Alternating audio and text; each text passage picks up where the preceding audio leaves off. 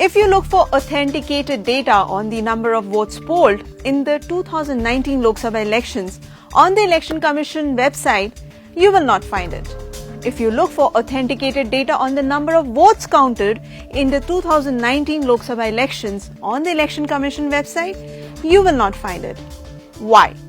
Because even 4 months after the declaration of the 2019 Lok Sabha election results, the EC still describes the information and data on its website as provisional. Well, provisional or authenticated, what's the difference, you may ask? And why is it significant? The answer is simple. Results for each constituency are announced by the Election Commission on counting day as they come in. In 2019, by the end of 23rd May, the BJP had been declared winner in 303 seats. Great.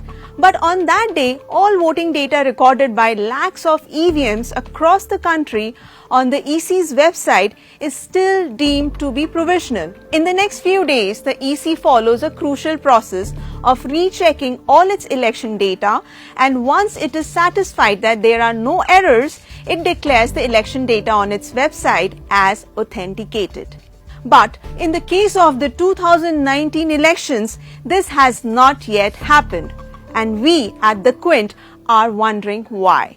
In a press release issued on 1st June 2019, the Election Commission explained that for every Lok Sabha constituency, an index card that gives the final breakup of voter turnout is prepared by the returning officer. Once the Election Commission gets the index cards from all returning officers, this is compiled, checked, and the final authenticated data of election result is made public.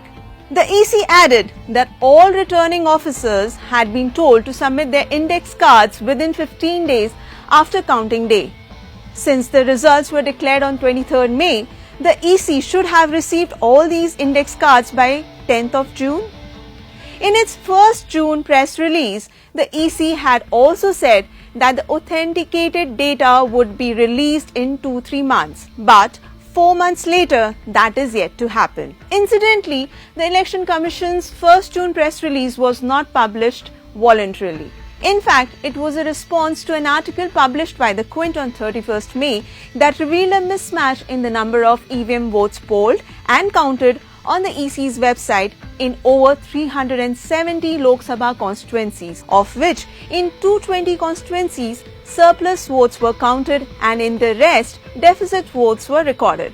The Election Commission in its press release explained the mismatch by claiming, and I quote, "All these figures are provisional. The data is estimated and subject to change," unquote. And then mysteriously, a few days later, all the mismatching figures had vanished and matching figures had taken their place.